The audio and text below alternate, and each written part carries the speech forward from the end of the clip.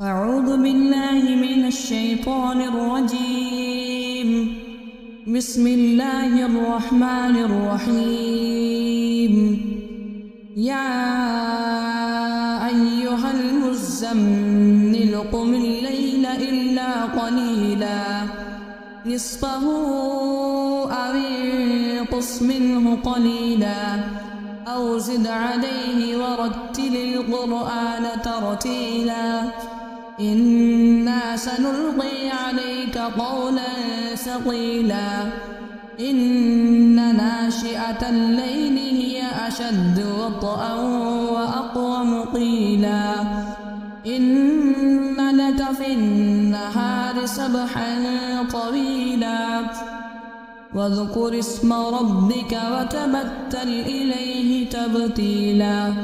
رب المشرق والمغرب لا إله إلا هو فاتخذه وكيلا واصبر على ما يقولون واهجرهم هجرا جميلا وذرني والمكذبين أولي النعمة يمهلهم قليلا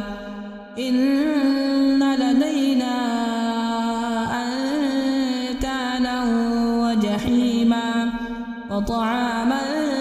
ذا غصة وعذابا أليما يوم ترجف الأرض والجبال وكانت الجبال كثيبا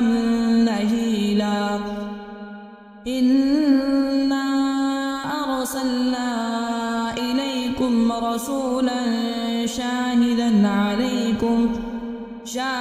عليكم كما أرسلنا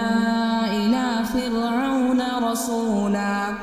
فعصى فرعون الرسول فأخذناه أخذا وبيلا فكيف تتقون إن كفرتم يوما يجعل البلدان شيبا السماء منفطر به كان وعده مفعولا إن هذه تذكرة فمن شاء اتخذ إلى ربه سبيلا إن ربك يعلم أنك تقوم أدنى من ثلثي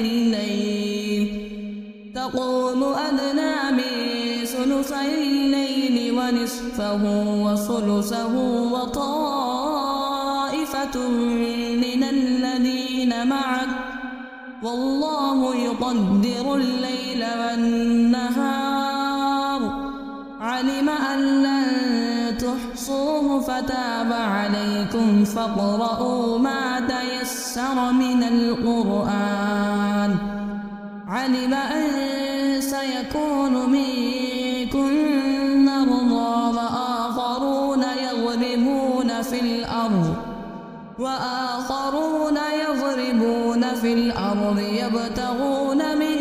فضل الله وآخرون يقاتلون في سبيل الله فاقرؤوا ما تيسر منه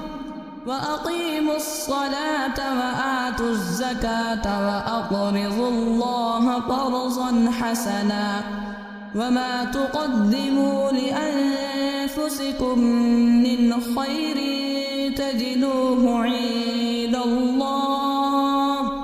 هو خيرا وأعظم أجرا واستغفروا الله إن الله غفور رحيم